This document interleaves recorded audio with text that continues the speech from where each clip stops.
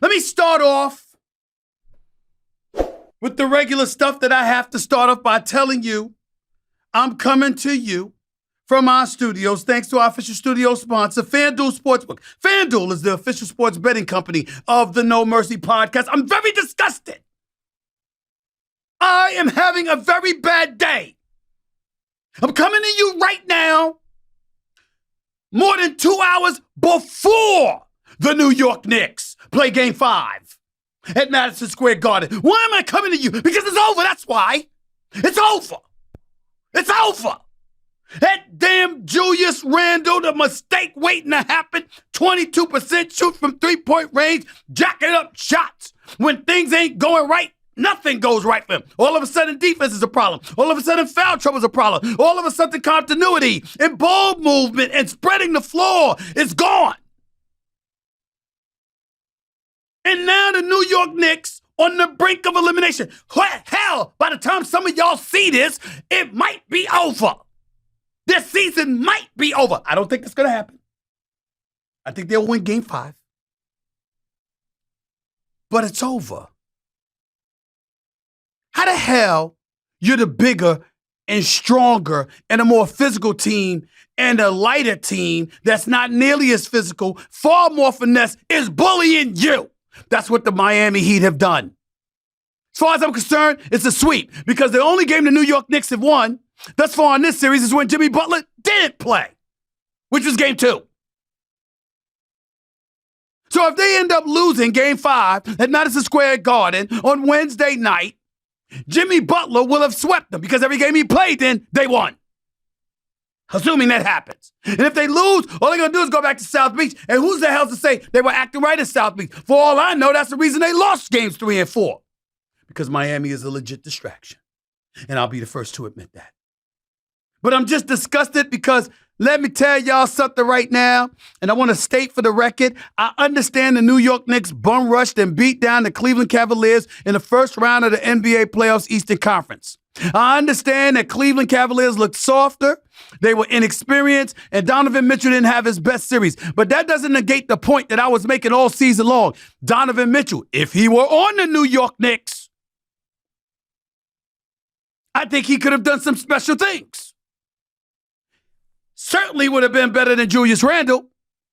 Likely would have been better than R.J. Barrett. And the combination of him and Jalen Brunson could have done some things. And don't give me size and height and all of this other stuff. If Donovan Mitchell could be in the backcourt all season long with a Cleveland Cavaliers squad that finishes the top 4 seed in the Eastern Conference, he could have been in the backcourt with Jalen Brunson. I don't want to hear it. I don't want to hear it. So I'm pretty pissed off that this is what it comes down to, but that's life. And I get it. That ain't the only series I want to talk about. I want to talk about the Philadelphia 76ers briefly as well, because I have to admit I am stunned with what I saw on Tuesday night, Game 5 in Boston at TD Bank Garden. The Philadelphia 76ers, they beat Boston's ass. Start to finish. Joel Embiid playing like an MVP, 33 points. 7 rebounds, 4 blocks. Tyrese Maxey, 30 points, a 10 of 21 shooting from the field, 6 of 12 from three-point range. Philadelphia's 4-0 this postseason when Maxey scores 25 points or more. Remember that. James Harden just 17 points. A 2023 postseason low of just 8 shots. Took 10 assists, 8 rebounds. James Harden has had 3 good games, 3 decent games, 2 spectacular games, 1 decent games, and 2 poor games in this series. Poor games 2 and 3, great 1, 4, and 5. Ladies and gentlemen, if the Philadelphia 76ers continue to play this way, they beating Boston. I ain't ruling Boston out. I'm not dismissing the chance that Boston could go into Philly Thursday night and beat Philly. Because we know what Jason Tatum and Jaylen Brown could do. Along with Marcus Smart and Derek White and Malcolm Brogdon and Al Horford and those boys. We know what they can do, but Mazzulla's coaching them now, not Ime Udoka. So we don't know. We'll see.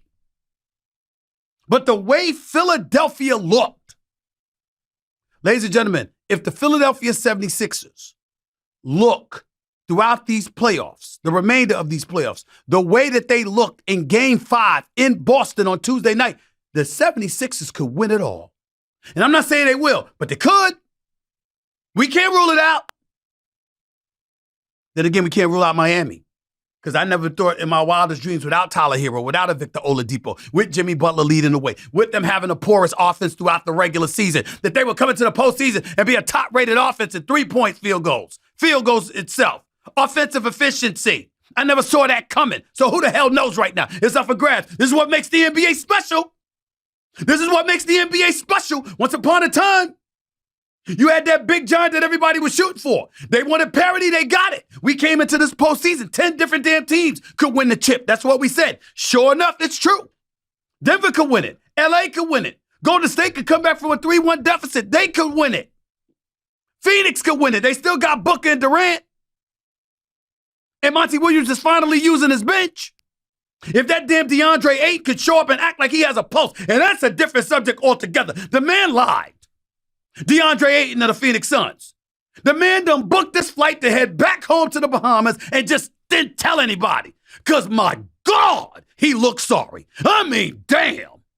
He sucks right now. Not as a player. I'm just talking about this series. He is getting his ass whipped. I mean, the Joker is putting it on him. Busting his living you know what. And beating him down the floor. You ever see Joker walk? Nikola Jokic? Wobbling up and down, wobbling in the arena when he just showing up the arena and just lollygagging up and down the court, it looks like. And sure enough, he's beating DeAndre Ayton down the floor. He's outrunning DeAndre Ayton. DeAndre Ayton looking slow as a snail, looks disinterested. He's pouting a whole bit. I mean, Kevin Durant and Devin Booker probably want to pull a Draymond Green on them with Jordan Poole. You know what I'm saying when I say that. They probably want to do something like that. I mean, it's just embarrassing. Because if he gave you anything, they could beat Denver. But he's not. It's a damn shame. It really, really is. But any of those Final Four teams in the West could win the championship. And in the East, we all know Boston, Philly, Miami could do some things. Now, to me, Knicks don't have a snowball's chance in hell of winning the championship. Miami has a lesser chance than most of winning it, in my opinion, without Hero and without Oladipo, even though Vincent and Strus and all of these brothers are shooting the ball pretty well. Even Duncan Robinson, let me not leave him out. Okay? Along with Caleb Martin, can't leave him out. But the point is, you don't look at Miami and say, win it all. You certainly feel that way about Boston and Philly, along with all four of the teams in the Western Conference. So this is where we are right now. It's very compelling. It's very interesting. It's just that I'm not in a good mood about it because I'm a Knicks fan first. And the fact that the New York Knicks are ended up going home, in all likelihood, by the start of this weekend, if not Wednesday night, pisses me off. It really, really does. I'm disgusted. I'm upset. I'm depressed. I don't know what to do. I really, really don't. Because I had orange and blue skies, baby. Orange and blue skies on my mind. That's what I had. I got caught up again because I'm a native New Yorker, born in 67, a New York Knicks fan all my life, knowing they haven't won a championship since 1973. Understanding that in 1999-2000, they didn't have a chance then because they were going against Tim Duncan and David Robinson and San Antonio. And we all know that Sprewell and Larry John Numbers wasn't going to beat Tim Duncan and David Robinson. You ain't got hurt. We understood all of that. And so here we are, 23 years later, only 2 playoff series victories in 23 years. I had an afro, and I didn't have a speck of gray hair, okay? Everything in life was a little bit different, damn it. It was 23 years ago. I was in my early 30s, and it was orange and blue skies that I was fantasizing about. After years of Dave Checketts and Ernie Grunfeld lying to me so well, convincing me that there's somehow, some way they'd find a way to beat Michael Jordan, but that didn't pan out. And as disappointing as it was, it made sense, because damn it, it's Michael Jordan. But to see them now, I mean, everybody beats them when it counts, other than Cleveland. I mean, I just don't know what to say. I really don't. But I'm going to take this medicine because I'm a man. And I got to be real with it. And I got to understand that this is what comes with the territory. It's just a damn shame. It really is depressing. It hurts my heart. But I just got to deal with it, right? I got it. I got it, y'all. Want to take a moment to give props to Devin Booker. Didn't have the greatest game Friday, game 5, but I don't give a damn. Prior to that, he had been nothing short of spectacular. The light-skinned Mamba. That's what I called him, and I stand by it. Kevin Durant get it going. Ain't really their fault.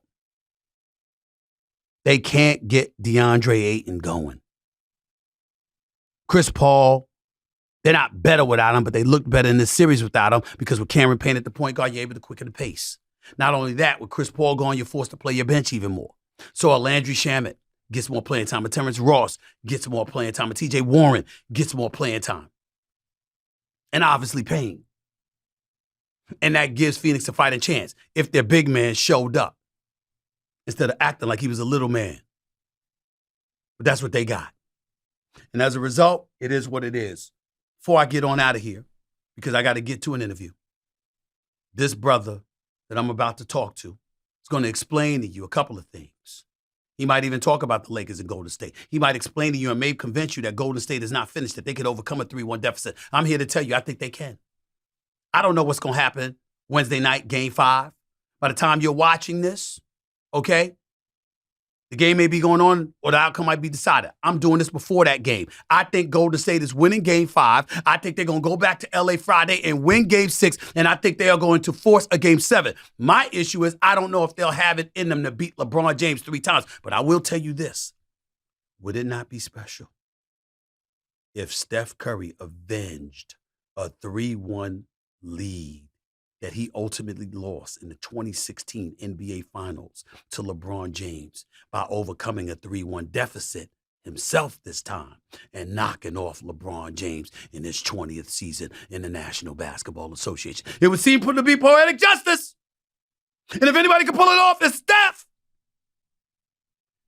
But he needs Klay Thompson. Klay Thompson, would it be nice for you to show up back to back in? What the hell are you, Anthony Davis now? You don't show up, you only show up every other game, which Anthony Davis was doing until he showed up in games 3 and 4 of this series. Is that what you're doing, Klay? Come on, get it together. Jordan Poole is another matter. It is a basketball travesty what Jordan Poole has done. He went from averaging 20 points in the postseason last year to averaging 10 this year, 9.9 to be exact. Field goal percentage shooting down, 3-point percentage shooting down. He looks awful. More importantly, he looks petulant. This ain't about Jordan Poole's game. Bad times happen from time to time. The issue with Jordan Poole is that he seems to have become a problem after he got his money. See, his new contract, 4 years, $128 million, $123 million guaranteed.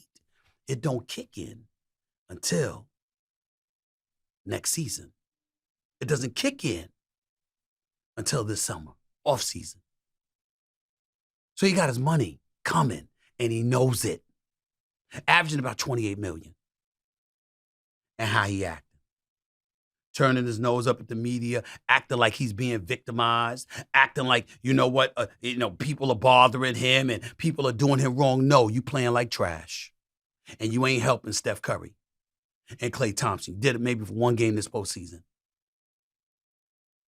I said this before and I'll say it again. I'm not advocating violence. I'm not saying that what Draymond did by knocking him out before the season began when they got into a tussle in practice was the right thing for Draymond to do. It was wrong. It was inexcusable. Nobody knows that better than Draymond. But the way we see Jordan Poole acting, being about himself instead of the team, causing the kind of distractions that I've heard he's caused, it does make sense why Draymond lashed out. Not saying he should have done it the way that he did, but it makes sense. It really does.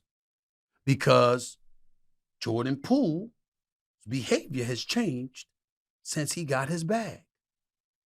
Who would be more appalled by that than a 4-time champion who's going to 6 NBA finals that are in the muck and grind of it all the whole way, and they're watching somebody act like they've done it too when they didn't? He was on the squad when they won the title last year, not when they won the first 3. Just makes sense. Somebody needs to point that out. Hey, you don't believe me, believe my next guest. He's a former All-American at the University of North Carolina. He's a former 2-time champion with the Houston Rockets. He's one of the elite basketball analysts this country has ever seen. And you see him at least a couple of times a week throughout the regular season, and more than that during the postseason on the Emmy Award-winning Inside the NBA on TNT. He's my brother, my friend, the one and only Kenny Smith. Kenny the Jet Smith. He's got a new book out, too. We're going to talk to him about that and about these playoffs in just a minute. Stick around. Don't touch that dial. It's No Mercy with Stephen A. More with Kenny Smith in a minute.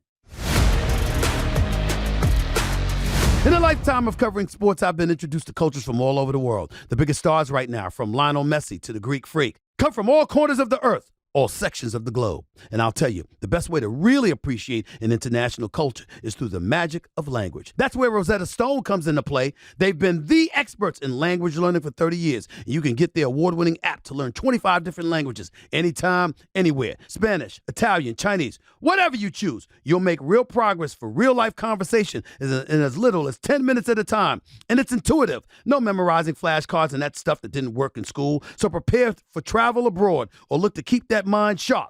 Be ready to learn. For a limited time, our listeners can get Rosetta Stone's lifetime unlimited subscription, which gives you access to all 25 of their languages forever.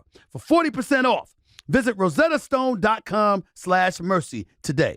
Rosetta Stone, how language is learned.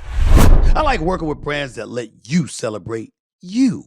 All your passions, all your interests, all your quirks. And that's exactly what MeUndies does. One look on their website, you're going to find briefs in dozens of colors and then dozens more designs. Donuts, foxes, Spider-Man, whatever you want on those briefs. They've got them, plus socks, dog hoodies, and more apparel. I'm not going to tell you what designs I got in my drawer because y'all already know enough about me. And some things I just like to keep to myself. I'm sure you understand that. But I'll tell you this, most comfortable underwear I've ever worn easily. And that's why I'm excited that they've got a new sustainably sourced swimwear collection for the summer, made for recycled fabrics and water bottles, featuring those famous MeUndies designs. Plus, they're ultra chlorine resistant and give you an extra sun protection. To get 25% off your first order plus free standard shipping, visit MeUndies.com/mercy. Remember, if you're not satisfied, your purchase is on MeUndies. That's 25% off your first order at MeUndies.com/mercy. Oh my goodness. Oh my goodness.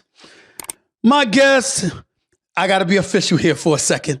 He's a fellow New Yorker, a former McDonald's All-American. He won back-to-back NBA championships with the Houston Rockets, a teammate of Hakeem the Dream Olajuwon. He's now famous in another arena as a sports analyst on an Emmy Award-winning show Inside the NBA on TNT. He's got a new memoir out that we're about to talk about. He's also my brother. Queens is in the building. I think that his big brother Vincent, is one of the great coaches. The only blemish on his illustrious career as a coach, as a trader, is the fact that he coached me, because that didn't work out too great. I'm talking about the one and only Kenny the Jet Smith. What's going on, big time? How are you, man? What's going on, man? Queens get the money. What's going on, man? Queens get the money. No doubt about it. Listen, man, we'll get into your blasphemy about your pick with the New York Knicks and Miami Heat in just a second, but we got to get the obvious stuff out of the way. You've written a new book. The title of the new book, Talk of Champions, Stories of the People Who Made Me. Talk to us about this book. You know what? For a long time, people have been saying that you're going to write a book. Ken, you're going to write a book. I always thought I could write a good article. Right. And then all of a sudden, I was like, actually, after the George Floyd incident happened, someone's literary agent called me and said, "You have a book." Like, why? I said, "What do you mean?" He said, "Why'd you walk off?"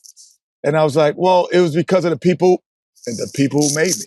So all of the things that I did, instead of writing each chapter like 1, 2, 3, they're about all the great things I learned from these great people. If I knew this at 25, right, man, my life would be so different. And then, Stephen, which was crazy, I always thought like the people around me, those were people that everyone kind of had access to. Mm-hmm. Dean Smith, Bill Russell, right, Shaq, Charles, even today. Good friends of mine, David Kohler, who runs a plumbing company, the Kohler family. Guy Osiri, who manages Madonna Estate. I just thought that was normal. Right. And then I'm like, everybody I know has a book written about them. And so, it's just I wanted it, Stephen, like when you read it to go, I feel better about myself. Because now I know why I'm a champion when that works. I get it because Jordan does this. Barkley does this. Shaq. And it's so poignant and they all point to the same way. And a lot of people just don't know how to self-help themselves. And now they get an opportunity to hear it. The stories of the greatest people who I just thought were regular people until about maybe 10 years. I said, man, I got a nice phone book.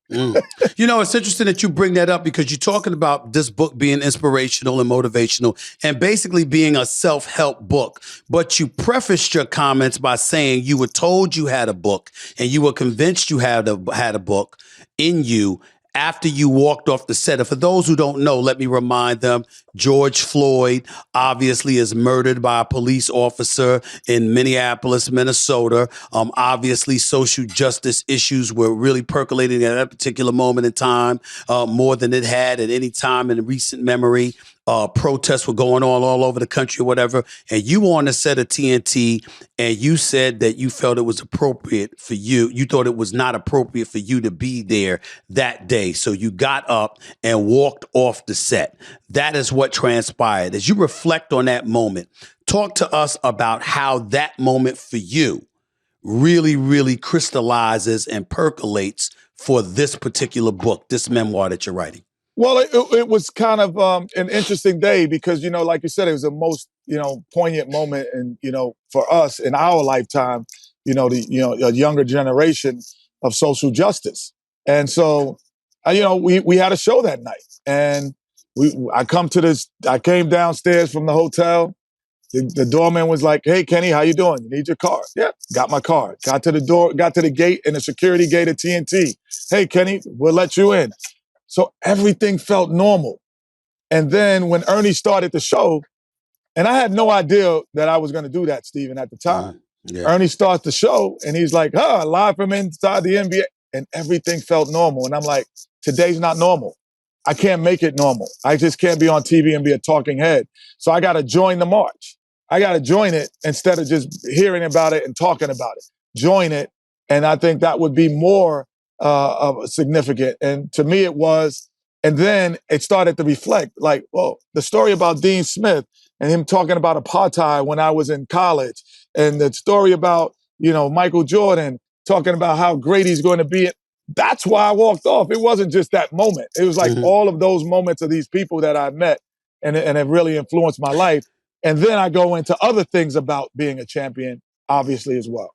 Yeah, it's interesting because I remember calling you at that particular moment in time and you had to educate me because, we boys, so we talk all the time. And I remember saying, Kenny, you sure that was the right thing to do? Because your voice is so important, it's needed. Are you sure you didn't need to be on that set? And then you explained to me and it made perfect sense. So I completely agree with you. How did Charles and Shaq and Ernie feel about you walking off the set that night?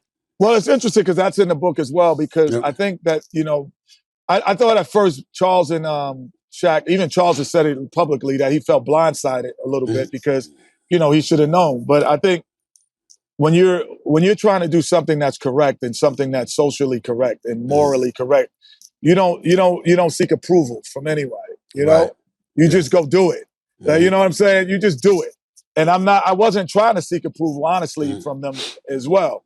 We've talked about it openly. And the one thing about, Shaq and Charles, especially Charles, because we've been together a little longer than Shaq, is like we talk and we have a dialogue that's so honest that it's like he is a brother of mine. Because and I told him, I said, Chuck, the reason I walked off is because of you. He's like, what? I said, yeah. Before you came on the show, I never had a social or a moral voice. I only had a basketball voice. Now you gave me a voice. And because I used it, you can't be upset with it. And what did he say?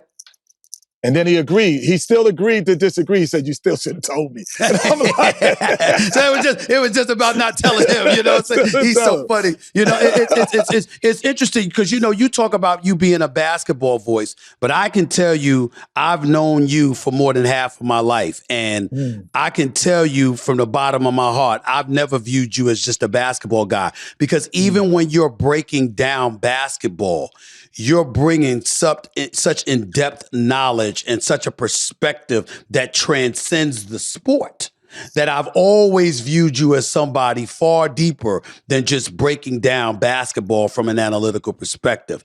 Are you trying to say that you really, really didn't get to that point where you were convinced that was you in your mind until recently? Yes, in this regard, I always had to infuse it into what I was saying. Now I'm being asked about it. Difference. Where before, before Charles came, I had to infuse my moral, my social, my thought process into the game. But now people will just ask me, what do you think about George Floyd? What do you think about this particular thing in social and economical or whatever? Yeah. Where before that, I had to infuse it. And so I think now I thank Charles every day for that, even though I disagree with that dude on a lot of stuff. Right. But I do agree on him with some stuff. But I think the voice that he allowed our show to have add kerosene to a fire that was already there. Yep. But he just put kerosene on it. And now it's like, yo, it's raging every time we come on. You know, it's interesting because I look at you guys inside the NBA on TNT. First of all, Ernie Johnson is an institution, one of the most wonderful people that you'll ever meet, and obviously a Hall of Famer in this business. He is just that dude. Shaq speaks for itself. Chuck speaks for itself. And obviously you do. So many times people have looked at them and they say, it's Charles Barkley. It's Shaquille O'Neal. But now, more than ever before, it seems like your voice has been raised and you've elevated to a point where everybody's got their thing. Chuck's got his thing. Shaq's got his thing. You've got your thing. Do you sense that equilibrium, for lack of a better word, has really, really come into focus when you look at your show? And I ask that with all humility because we got an NBA show on ESPN. We're doing quite well. Yes, I got something to do with that. Damn it, I'm gonna pat myself on the shoulder for that. But in the same breath, I tell everybody, all of those dudes over there at TNT are my boys, and they've set the standard for years. We pay nothing but homage to them. How do you feel about yourself? How do you feel about yourself in the role that you're playing now more than ever? Well, I always, I know you're a boxing fan too, so I'll equate it to boxing. Yep. Charles and Shaq, they're the George Foremans and Mike Tysons. They're knockout artists. You know what I mean? And so they're going to say one thing that you're going to remember, and it's going to be headline news for days. I'm Floyd Mayweather. I'm all day. I'm jabbing you all day with information and knowledge that sometimes if you're not there for the knockout, you might miss. But if you stay for the fight, you're gonna go like, yo, this dude put us in throughout the whole night. He put us through information. I'm Floyd Mayweather. I'm on the money team. And then Ernie is probably Angelo Dundee. He's like, he's taping us up and putting the things on when we start bleeding. You know what I'm saying? Like, oh, champ, you're in the corner. Let me patch you up. So, but that's how it rolls. And I know that I'm an informational guy, that I'm gonna sometime, I got a knockout punch every now and then. But my thing is like, I'm just jabbing you all night and I'm giving you that information all night. I got to tell you, man, I mean, listen, first of all, it ain't just an information. I love it when you go to the screen, when you're doing it, like it's like the big ass telestrator, for crying out loud, especially when you go in and the technology got you looking like you on the court with the players. It's real hype, the whole bit. And the greatest compliment that I could actually give to the entire show, they could come to me. This is hypothetical, of course. Kenny, they could literally come to me and say to me, they want me on TNT. And I wouldn't want to be on there unless the four of y'all were on there. Like nobody will want to replace y'all. It's too perfect. It's like it's a perfect marriage. So let's get back to this book, because when we're talking about this book, what role did TNT, meaning your role on that show, play in your mind in you writing this book? You played for the great Jack Curran and Archbishop Malloy before Kenny Anderson, the great Kenny Anderson, got there, by the way. You went down to North Carolina with Dean Smith, okay? All right. While you were teammates with Jordan, for crying out loud. And then obviously you go into the NBA as a first round top 7 pick. When you look at your career at TNT, however, what role did that play in you wanting to write this book?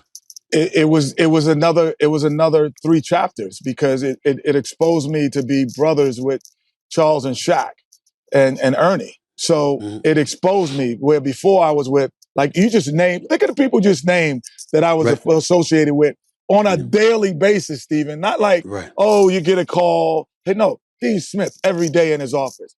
Jack Curran every day in his office.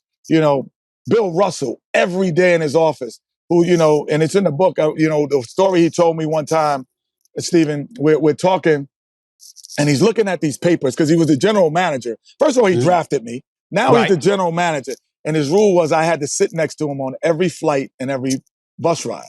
So I sat next to him on every flight and every bus. And so he's looking at these players from overseas. And I'm looking at him and I'm going, Coach, you telling me there's no guy in Alabama?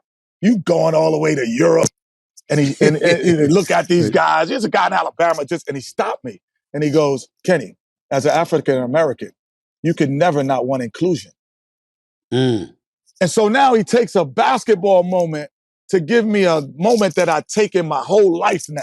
Like, I changed my whole direction, the way I talk, the way I think, because of that one sentence about a joke I was making about Europeans.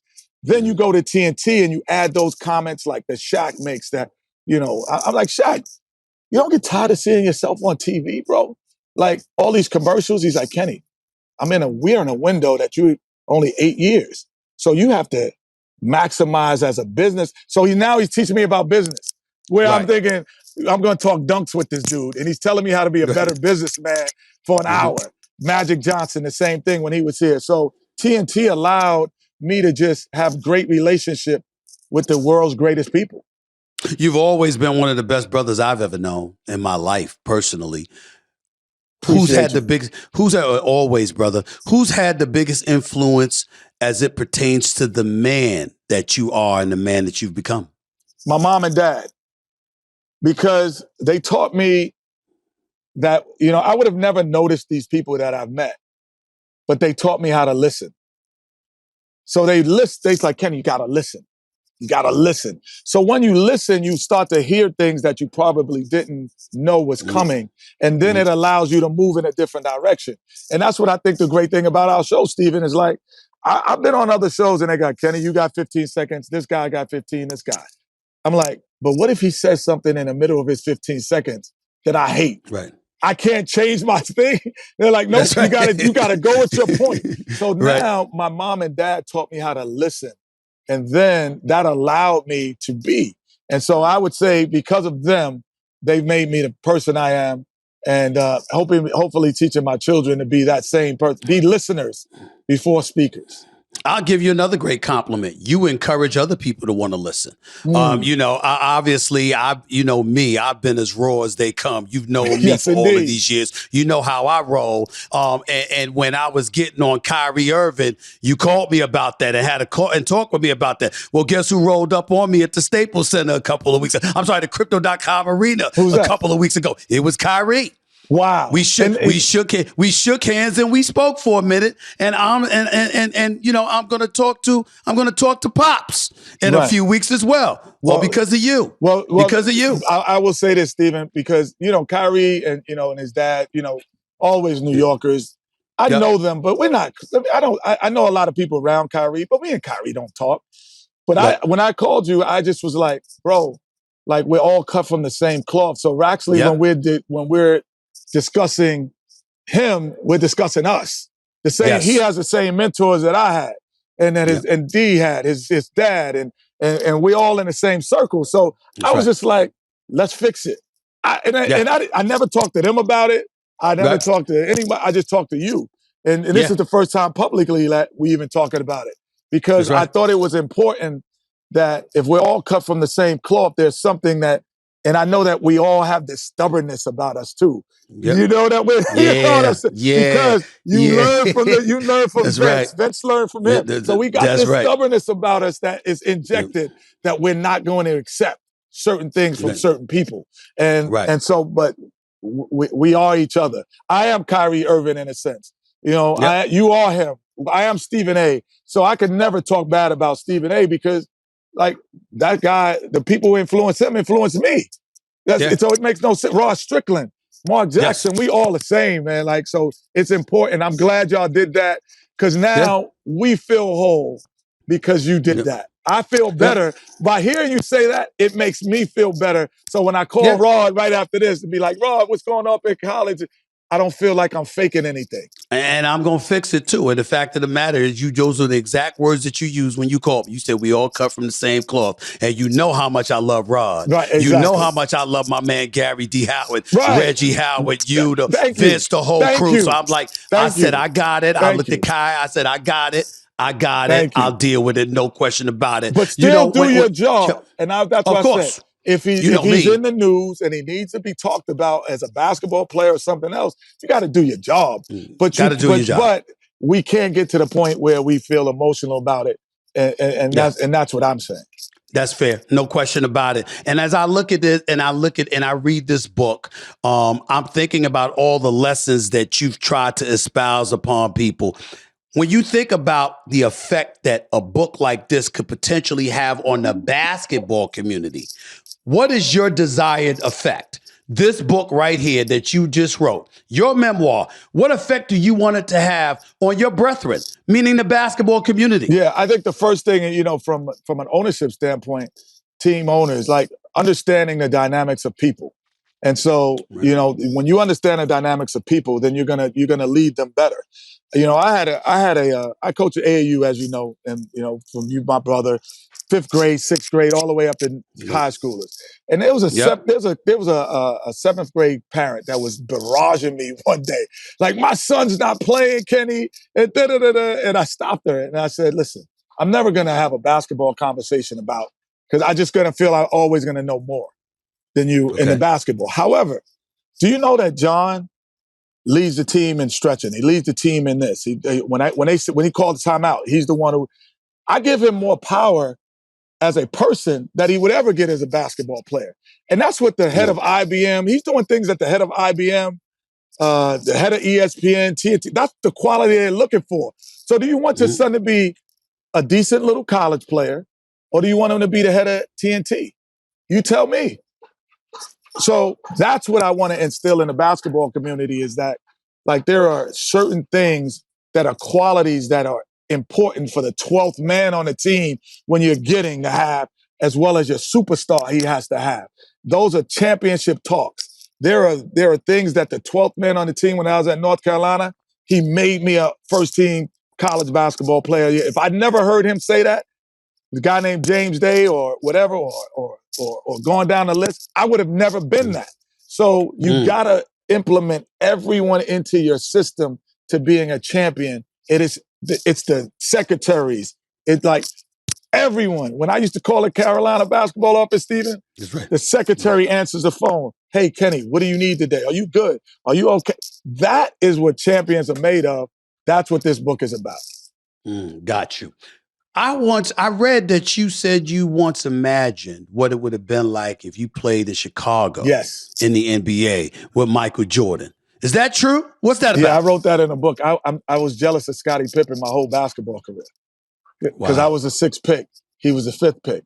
And at that time, I don't know if it wasn't failing a physical, but they weren't sure because the doctors were saying, oh, he'd only have a 2-year career based on his knee, his ankle, whatever it was. But then you go to another team, and this is before there was one different doctor that examined the same player.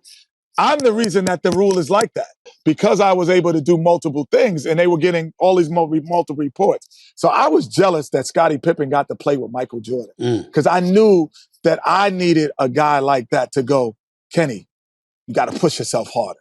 Kenny, like, some people have that innately in them. I'm the guy, I know who I was. I'm the guy that if you say, we're going to do 100 laps, I'm doing 100. And I'm not complaining about one. And I needed that push. Well, let me ask you this. Let me ask you this. You watched The Last Dance like everybody else did because it came on during COVID and it saved all of us because sports wasn't going on at that time. We got to thank Michael Jordan every day, all day for that one. Was that an accurate depiction of Michael Jordan in your estimation, or was there a lot of stuff left out that really shows you, that really would tell you how dogged he was about committing yourself to winning? Well, the Michael I know, again, I had different runs of time periods, obviously never played with him, but all in the summer times. That was a very accurate depiction plus some. But, if you don't want to be part of a championship mix, a lot of people say, I want to be a champion. I want to have the best business. But the sacrifices and the things that you have to do to get it sometimes are out of reach for you because it's really not an internal element inside you. And then when you realize you got to do it, they're like, I don't want to do that to be a champion. I don't want to do that to be the best. Right. I understood when I saw Michael, when I saw Dean Smith, when I see Bill Russell, I understood that there's a quality that I might have that I'm missing. And that's also a tough part to accept for certain people. Right. But to be a champion, you have to also know what you're lacking, not what you have. And so I'm like, if I have Michael Jordan next to me, I'm in that 6 a.m. morning club with him. I'm lifting weights. Hey, after the game, we talking stuff to everybody. Like I need that. I needed that extra element. So yes, accurate depiction. Michael is the competitor of all competitors, but he's the first guy who can back it up. And that's why I have him number one all time, and I have somebody like LeBron James as number two. What's your list? My Mount Rushmore is Jordan, LeBron, Kareem, Russell. That's where I'm at with it. What about you, Kenny Smith? Well, I'm a prerequisite with this comment, though. My list is going to be based on the fact that I'm old enough to have lived through everybody's moments. Okay. So I understand when he shot the shot against Craig Elo, I understand what Cleveland was at the time. My son who's watching the shot, he goes, well, it's a shot. I'm like, no, Cleveland was the team that was about to be the next team. Mark Price, Larry Nance, Brad Daugherty, hell yes. And the shot that he took made them dismantle the team. Think about that. So the Knicks were going to be the next thing, but he made them go, Patrick doesn't have enough. And, I understand what the moments, but I understand what that means for LeBron too. Right. I understand what Detroit was. I understand. So the greatest player alive in my generation, I can't really go to Wilt Chamberlain because I don't know what those moments meant, or Kareem as much. But Michael Jordan is the best player in our generation because I understand what the moments meant when he was doing it. And LeBron is 1A. Because the moments that he's doing the same greatness for me personally are just a step below. Some people keep saying we're doing a disservice by not including Kobe Bryant in that list. Where do you fall in that discussion?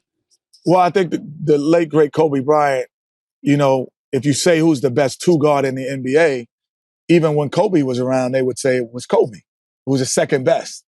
They would never say that he would how about this? We always compare everyone to Michael. We used to say, can Kobe be Michael? Right. We never said the opposite. Exactly. So he is the measuring stick. Michael is the measuring stick, even for LeBron. LeBron is the measuring stick. I mean, Michael's the measuring stick even for LeBron. So when you become the measuring stick, I think that's where it's going to be a point. Now, if LeBron this dude is unbelievable. The longevity. There's no one done it, Stephen, as long as him. Nobody, but he still ain't getting the edge over MJ to me because you got 6 NBA Finals losses. Okay. You were in the finals against Dallas. You didn't have a great performance. I don't hold San Antonio against them first go round. I don't hold that against them. I don't even hold the second San Antonio loss against them because D Wade wasn't 100%. Okay. Can't hold the Golden State losses against them because we know he was compromised with Kevin Love and Kyrie Irving being out. But I can't hold the Dallas series against him when Dirk Nowitzki and them took him out in 2011. I can't hold that against him. Jordan didn't have those moments. He just didn't. I don't even hold those against him. I just say that Michael's moments in those moments were just a little more intense watching it. Okay. As a generality. But we're splitting hairs. Right.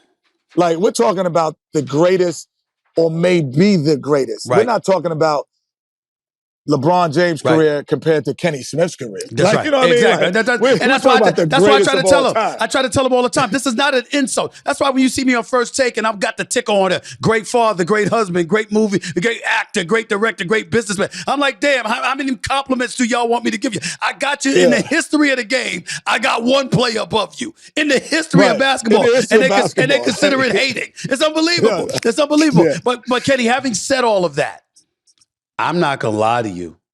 I know he doesn't compete. He's not a part of this conversation. but I got the light-skinned Mamba. That's what I call him. Devin Booker.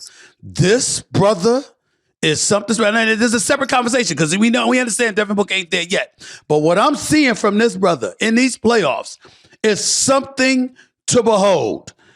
Yes. And to me, the future in Phoenix with him and KD as the cornerstones for that franchise, is beautiful. What are your thoughts about what you're seeing?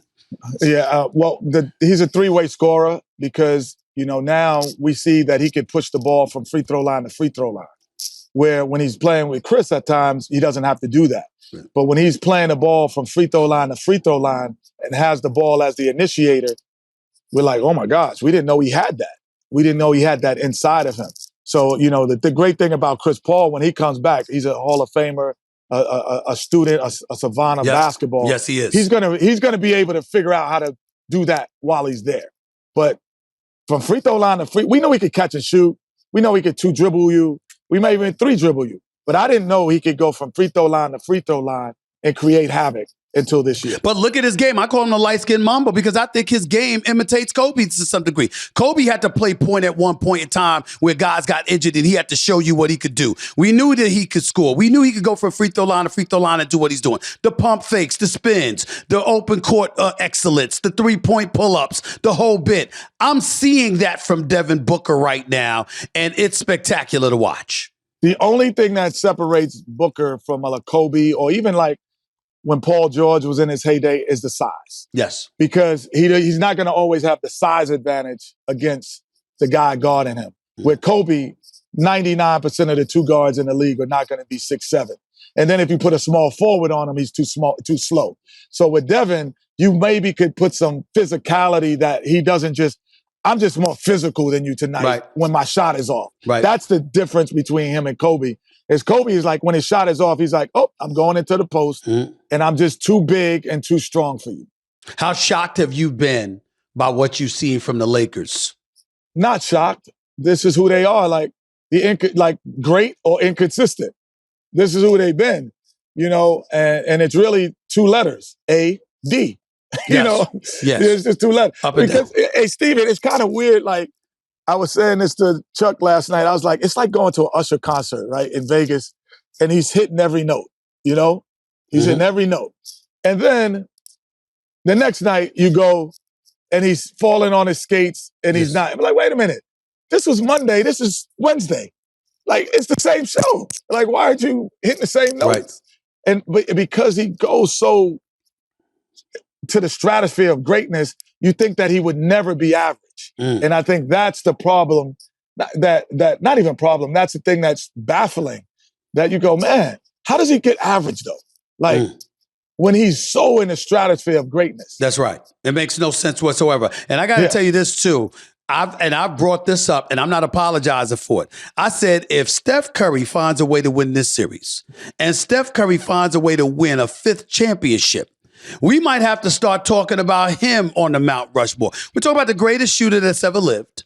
We're talking about you having to put your head on a swivel because his movement without the basketball is sublime. We're talking about a brother free throw shooting, perimeter shooting. Again, the greatest shooter the game has ever seen. I don't think anybody would debate that.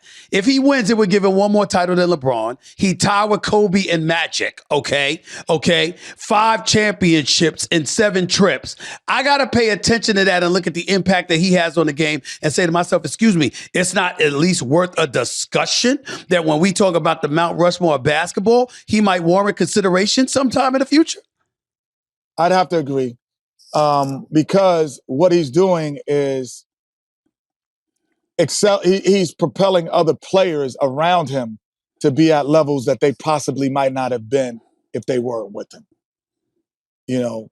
Jordan Poole, Draymond even. Maybe Clay. I don't know if Clay, but Looney. He's propelling guys into areas that, stratospheres that they probably wouldn't have done. Gary Payton, the second. Those kind of stratospheres that he probably wouldn't have done if he wasn't there. Transitioning to the East, I still have Boston as the best team out there. What about you? I think if you look at Boston, those two guys arguably in the last 6 years have had the best runs between Brown and Tatum in the last 6 years. They've been to conference finals multiple times. They've been to NBA finals. No one else could say that they've had a better 6-year run than those two guys. So yes, I would agree. And I'm not betting against them based on that. I was hesitant to bring this up to you, but you know I was going to. The blasphemy that's come out of your mouth. The queen, I mean, we're supposed to be brothers, man. It's supposed to be New York Queens in the building, man. I mean, come on, man. I mean, you got the Knicks, and listen, it looks good. It looks like a good prediction. It's totally emotional on my part. I'm aware of this. I know this. But damn it, we got to give them the mojo any chance we can get. We have suffered long enough, Kenny Smith. The New York Knicks got one play. The Knicks got one playoff series victory, now 2 in 23 years. 23 years. And while this momentum was riding, you got to bring us all down to earth by talking about Jimmy Buckets and Miami and how they're going to take the Knicks out. Well, I would say this: if I went on emotion, I would always pick North Carolina, Houston Rockets, and the New York Knicks. Right. So I had to. When the first round, I really thought they were going to win. 100%. So did I. So the second round, I'm looking at what Miami is doing, and I'm like, I don't know if they can get by that, and it hurt my heart because you saw me hesitate. Right. Because my emotion was going to say, Knicks, go New York, go New York. And I text you immediately. I didn't even let you get off the air during the show.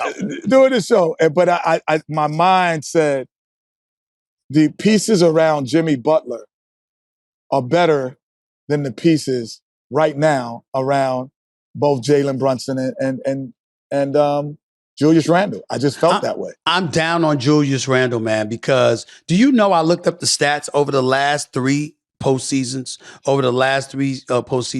He has the worst shooting percentage of anybody who's attempted more than 100 field goal attempts. He has the worst shooting percentage of anybody at 32%. He's a tough shot taker. I think when he takes simple shots, he's great. Mm-hmm. But when he takes tough shots, I think he's just good. You know, or average. But when he concentrates on his shot selection, I think he's probably, top 10 power forward, top 5 easily at times power forward. But when he wants to be a tough shot maker, I don't think he's as good, without question. So I totally agree with you, but I'm very proud of Jalen Brunson. I'm very proud of the job that he's done. As good as I expected him to be, I didn't expect him to be this damn good. It says a lot about. I'm very, very proud of him. But I got to get back to you in the book before I let you get on out of here. Talk of Champions, Stories of People Who Made Me, the memoir written by the one and only Kenny the Jet Smith, star of TNT's Inside the NBA. Is it true that you actually think that you and Olajuwon and the crew would have beaten the Chicago Bulls in the finals if Jordan was there and had it retired? Are you telling me that team would have beat Michael Jordan and the Chicago Bulls? First of all, yes, we would have beat the Chicago Bulls, I feel. But I'm glad we didn't play them because it would have hurt Michael's legacy in this debate of LeBron. I don't think it would have because I think he would have beat y'all, Kenny. I don't think y'all would have beat Chicago. Can I ask you, so you really believe they would have won 8 championships? I really believe they would have beat y'all. No, 8 champ. That means they would have won 8 in a row. I don't think that. Okay. Secondly, the reason I felt that we would have beat them, not because Michael wasn't the greatest player ever. Olajuwon was no joke. He was something special. But they were too small for us.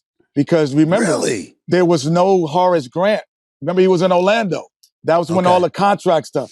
Dennis Rodman wasn't there yet. He wasn't there. Got you. So who's going to guard Dream? No, that impossible. It would have been an impossible task for them to guard Dream, and because he was getting easy buckets. That's in the era when 3-point shooting was just starting to come around. No way, no how. We would have beaten the Michael Jordan Bulls because they were too little. You had Olajuwon, you had Thorpe, you had yourself, and think about this. They did. And Michael was there one year. He was wearing number 45, and nobody was complaining when he had 55 at the Garden. The reason they lost to the Orlando Magic, who by the way, we swept. Yes, you did. Who we swept because they were too little. Mm-hmm. They were too little. That's a good point. I will say this to you. When I think about Jordan, I think about the team he won the 3 titles with. Right. And then the 3 he won the second 3 titles with. We might not have beaten those teams. In fairness to you, That's the teams I'm talking about. I'm Right. not talking about, all right, Horace Grant is going, Robin's not there yet. Y'all are too small. I got you there. I understand There that. you go. I'm There you thinking go. about the three-peat, the first three-peat squad, and the second three-peat squad. I think both of those squads would have beat y'all. Well, that would be debatable. And I would say my competitive spirit would say no. But my logical mind would be like, that makes sense. But them teams that was there and just Michael, we would have smacked them up. We'd have smacked them. Before I let you get on out of here, man, talk to me about what the hell you're doing, because I see, you as a producer. I see you doing a little acting. Okay, you were in Hustle with Adam Sandler. I remember I was a part of the Showtime documentary series, Point Guards. Y'all did y'all thing with that. That was special to see. Talk to me about your thoughts about New York City guards, particularly in this day and age, what it meant to the game of basketball, and more importantly, what your aspirations were, because clearly you ain't just doing the Inside the NBA on TNT. You got a lot going on, as always. Yeah, well, production company is in full effect. But actually, my son kind of signed me to Range Media to do that, and so it's been great. We did the Point Guards documentary. With Rich Kleiman and Kevin Durant. Right. I did another show called Pathways, which was #1 on TNT, another documentary. Then we did, I acted. So now I'm doing another project with Adam Sandler that will be coming out. It's a scripted series. So all I gotta get you in your acting bug. I might have to put you in the scripted series. I'm getting ready to take acting lessons because I got a recurring role on the soap opera General Hospital. I just decided they keep telling me I can act. I finally decided to listen to them and say, wait a minute, maybe I should take some acting lessons, because they say Stephen A, I'm gonna do it this summer. We got you, brother. I got you. I got a great part for you too. Oh Lord, knowing you, I'm scared to think about it. What's the name of your production company? It's KSEG, Kenny Smith Entertainment Group. All right. I hear you on that. And by the way, before I let you get on out of here, the guards, history of New York City is you. My favorite of all time, Dwayne Pearl Washington on the collegiate level. I still say to this very day, he was the greatest show in the history of college basketball. Without question. The greatest show. Yeah, he was probably he's the greatest show. He's the greatest show in college basketball. Mark Jackson, Rod Strickland, Kenny Anderson, Stephon Marbury. Can't leave them out. New York City guards. Yes, indeed. I got to give love where love is due. No question about it. How come in this day and age we don't see more guards from New York City excelling on the NBA level? It's prep schools. A lot of those kids go to prep schools now. They don't stay in New York. They go outside. They go to Florida, IMG. They go upstate New York. Even a guy like Cole Anthony, people don't associate him with New York City, but he's a New York City kid because he went down to Oak Hill. Like the prep school and the overtime elites and all of these different mediums, you don't stay in New York when you're great anymore. At one time you had to stay in New York to be great. You don't have to do that anymore. And now with the NILs and everything, guys are going all over and going to schools all over. I know on multiple occasions, their guards in the high school division now thought of as great. I know they started in New York City. Right. Last question. Are you a proponent of NIL? Do you approve of that? Do you like that? 100%. College basketball is the only place where the employee was not getting paid. Yeah. Absolutely. I totally agree with you. My man, I love you. I'm proud of you. Latest big thing that you're doing, no doubt about it. Talk of Champions, stories of the people who made me, by the one and only Kenny Smith. Appreciate you, my man. Love you. Proud of you, my man. Keep doing your thing. You're my man. All right. And I'll see you soon. There's no I in team. Just ask those 2,000 Spurs we all know and love. But there is an I in Indeed, and that's the hiring platform you need to build your team. When you're hiring, you shouldn't be looking anywhere else.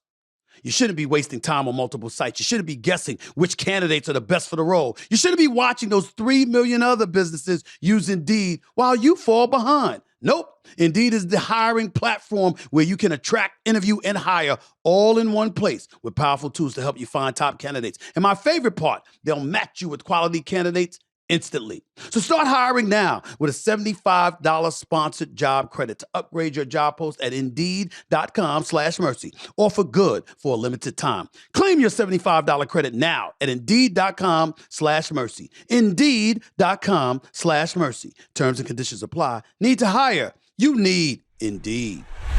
With Vroom, you can shop thousands of cars right from your phone and have your next ride delivered straight to you. Be honest with yourself. Doesn't that sound easier than dealing with a limited selection once you drive somewhere to shop? Or would you rather not have all the information laid out right in front of you in the comfort of your own home? We're all busy people, you know, so I'll tell it to you straight. Vroom is the better way to buy your next ride. You never have to haggle or negotiate the price of a car. You'll have thousands of cars to look through. You'll have peace of mind through a 90-day warranty, 1 year of roadside assistance, and even time to drive the car you buy to make sure it's right for you. A full week or 250 miles, whichever comes first, of course. And it's not only buying cars. You can trade in your old car when you buy your new one. Or you can even just sell your car to Vroom, and they'll give you a price instantly. You can buy a car from Vroom entirely online. So next time you need to buy a car, just grab your phone, go to Vroom.com, and check out thousands of cars. Hey guys, Stephen A. here. I've autographed copies of my new book, Straight Shooter, exclusively for Premier Collectibles. And now for a limited time, you can use code SAS15 to save 15% at checkout. That's SAS15 for 15% off at checkout. Head over to StephenABook.com and get your signed copy today. As I told y'all before, you can catch him on Inside the NBA with Charles Barkley, Shaquille O'Neal, Ernie Johnson, and the crew on TNT. Obviously, the man knows his basketball, and he knows a lot more about life based on the connections that he's had, the experiences that he's experienced, of course, the people that he's been close to, the mentors and advisors that he's learned from along the way. He's always providing teachable moments, and I appreciate it from my brother and my friend. One only Kenny Smith joining us here on No Mercy. Thanks so much. That's it for today, this episode and this edition of No Mercy. I got to get on out of here. I got some more playoff basketball to cover. Remember, as I always say, you don't have to know sports to know mercy, but it helps when you know a hell of a lot more than that. Stay tuned. Until next time, peace and love, everybody. I'm out.